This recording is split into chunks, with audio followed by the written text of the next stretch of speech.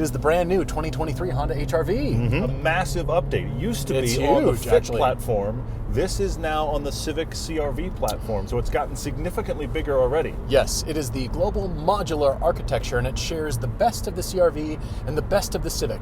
It's kind of like a tall Sure. Civic is how it turned out. Yes, but I can is, for see sure. why Honda built this, because if you love the Civic, but you want more cargo space, and you want a bigger hatch, Yes. this is what you need to look at. Well, and because the world only cares about CUVs, It's and true. this is actually the number 2 selling compact CUV has been the Honda HR-V, and it has been It has been little because it's been on the Yeah, Fit it platform. has. Of course, the Fit has always had great space and always had really interesting foldable seats. That's gone here because we've gone to Civic architecture. But the Civic architecture with the CR-V architecture makes me ask a question I've asked before. Oh, okay. Honda has the Passport, which is the 5-seat, slightly smaller, slightly more durable version of the Pilot. Yeah. And they have this, which is now built on the same platform as the CR-V. So I'm going to ask the question again of Honda and of you, why does the CR-V exist? Great cars, great roads, and all the reasons we love to drive. Road trips, comparisons, test drives, and podcasts. This is Everyday Driver. CR-V was kind of first.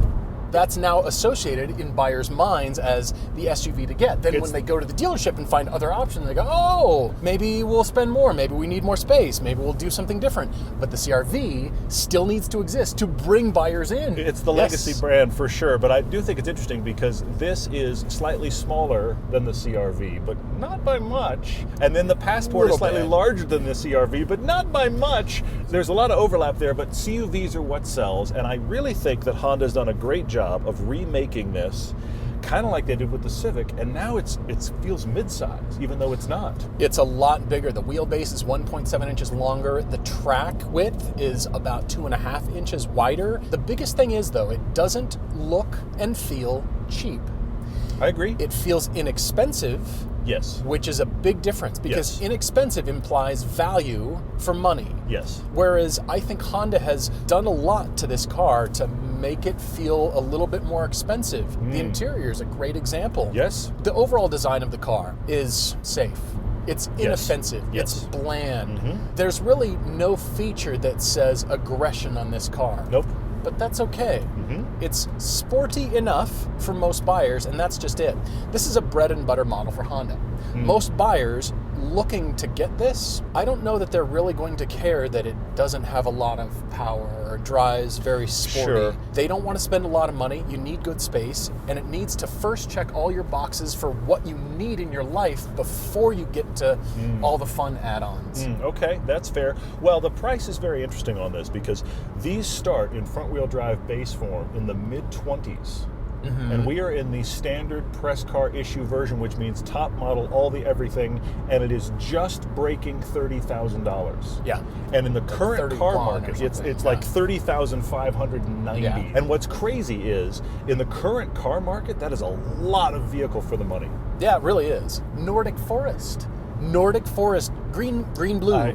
You know Bluish. what? It's not aqua. I lived in Norway for a while. That's I don't right, you know did. that this is Nordic Forest, but somebody at eating had a great fun naming this color for sure. Yeah. I mean, what's different between the Nordic forest and the American forest or the South American forest? Yes. What are we doing, people? They don't know. Lots of Nobody slowing down knows. is happening for reasons Hello. we can't explain.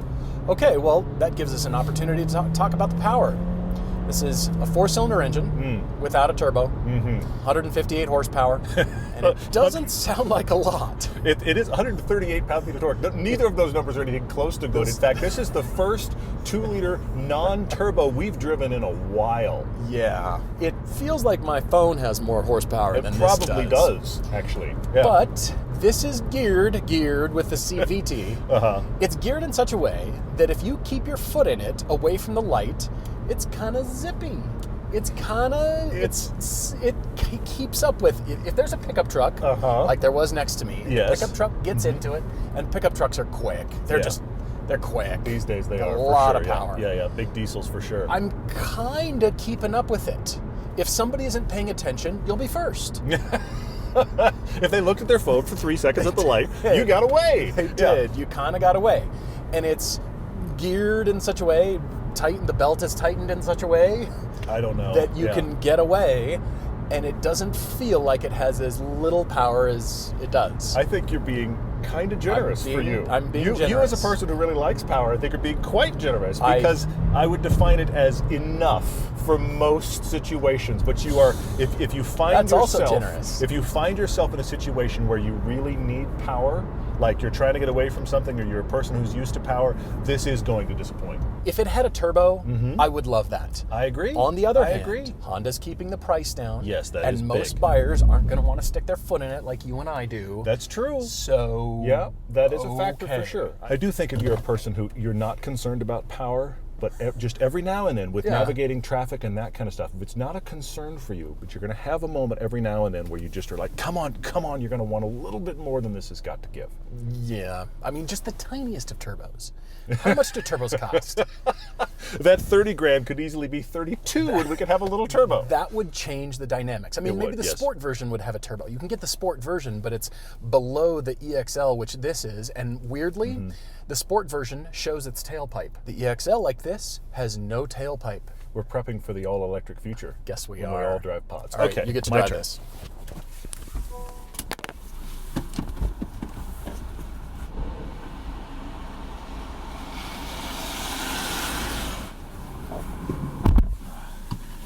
I will say that Honda continues their really good, like, where does stuff go thinking. Yeah, that's true. They've got this That's true. interesting center console here with a pocket underneath with USBs on both sides, so both people can have phones and cords underneath this console, which is really good. Yeah. And I don't know if you noticed this, but this is like a trip back to the 90s for Honda. There is no button interface for the actual transmission. That's It is- true. I'm going to pull a lever back, and it even feels like good Honda from the 90s. You're right. That's funny. Yeah, That's funny. when I first got in this and I did that, I was like, why does that kind of feel enticing? And it's because of that really good mechanical feel that's all the Honda stuff had in the 90s, where stuff just felt machined. Yeah, true. And it did true. stuff that was mechanical. As weird as it sounds, this interaction with the transmission takes me right back there. And I actually think that the kind of the steering and the feel of this interior feels like really good 90s Honda. That's a There's good not steering point. feel. No, It's not like, there's- oh, this is so dynamic. No, there's not. But it just feels solid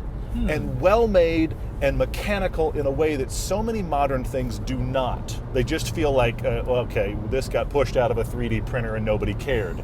This has some mechanical feel about it, which I was really does. surprised It does, by. yeah. This is not dynamic. It's not powerful. And the CVT groans about as bad as any CVT It's on as the bad planet. as anyone we've If driven. you put Yeah. your foot to the floor and you leave a light, it will find the worst sound it could make and maintain that sound for as long as it possibly can while giving you power. It's just a noisemaker. It's just the CVTs are about this there's- big. Just makes noise. There's so much Groans. groany noise. That is the only thing that really turned me off this vehicle, was when I had that experience and I went, that's a terrible noise. Yeah. And the CVT doing what CVTs do. This is not a Honda issue. All CVTs are this way, continuously variable transmission. If you drive it calmly, if you commute in it, Which will be most buyers. which will be most usage, you'll never notice these things. The power won't bother you, the CVT won't groan, you'll be fine. This is enough car with great packaging for most people. Yes, it is. But I can find nothing engaging about it, and if I push, I can really push on it, I go, no, don't do that. Mistake. But look, I got a sunroof. Yeah. $30,000. I've got nice materials in here. We've got this nice mesh that we've liked in the Civic. There's a lot of things here to like for the price. Yes, there are. There's Yes, there are. nothing here to like if you were looking for dynamics or power. Honda indicates that many of these are sold before they're built. Yes, they sell about as fast as they can make them. That's incredible. Yes. That means that they have nailed it in terms of the features, the layout, and you're right, finding a feature and what it's supposed to do, it's so easy. It just works. Yes. And that's Honda's strength. Yes. So you talked about this mesh, and the design is actually going to last a long time. It's interesting, and it harkens back to the Civic. We like that Civic with the joystick controllers. This is a little flappy tongue, which is difficult to use. Not as nice. You have to not slide as cool. it all the way to the left Yeah. and shut the vent off, and it's tough to actually really find the perfect setting. You got to kind of manipulate it and spend more time, whereas the joystick is far easier. That is change for the sake of change. True. apparently drive-by-wire anything is expensive, whereas a manual shifter is just a mechanical piece, just a rod under there. It's a lot cheaper. And I like it. I like it better. I like it too. This does have modes. It's got the Econ mode, which it should get better than 27 miles to the gallon combined. You would think this would be mid-30s. It's not. It's 30 on the highway. High end. It is, yes. It has normal and then snow mode. Okay, so all-wheel drive, and it's sensing powers, throwing power around. Okay? But then you think, where is the sport? There's no paddles back there.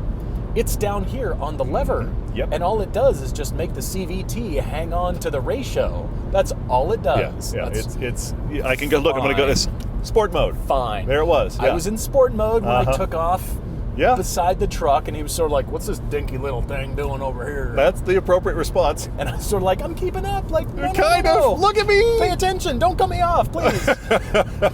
I'm not a huge fan of the exterior because it's just safe. I want more, but okay, there's nothing particularly engaging about the styling features, but it is safe. It looks decent. But where the interior shines is, like you said, this tunnel feature that is matched on the doors over here. And then you look around the interior, and the plastics have this wave ripple shape built into them, which means it's inexpensive, but it doesn't feel cheap. Agreed. Nothing about it feels cheap. And it will still be rugged, too, which is good. It'll be rugged. It'll just take abuse. This is the car you want to have road trips in. Again, I wish it had better MPG, but that's where we're at. Honda also tells us the seat frames have been redesigned. There were like pages about the seats. You know what I have to say? If I'm concerned about is I don't remember driving the last HRV and thinking anything about the seats.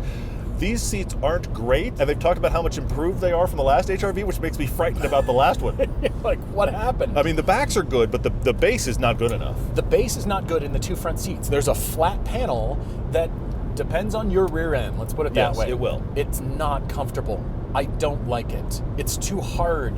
Actually, that one's worse than this one is. I'm more comfortable over here. Interesting. Well, there's not enough bolsters to hang on to your thighs either. It just feels like a flat bench. Flat. Yeah. They are heated, but then you get in the back.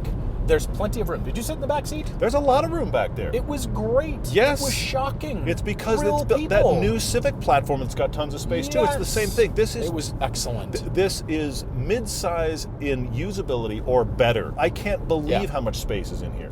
If only it had a turbo. I wish for a turbo. The tiniest little. How about a hairdryer? We just hook up something just little tiny, because otherwise we're nitpicking.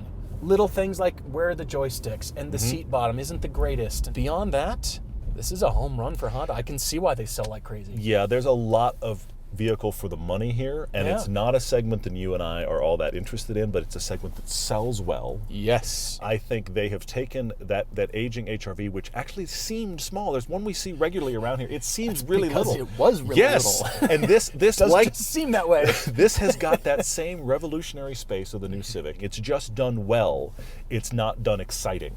And well sells. Yes. This is borderline great for most people. And the price is loaded at just at 30 grand, and there's not going to be markups on this. Just go get one if it works for you. Don't think of this as the mini SUV, even though this is the entry level for all the SUVs they build. It's endless.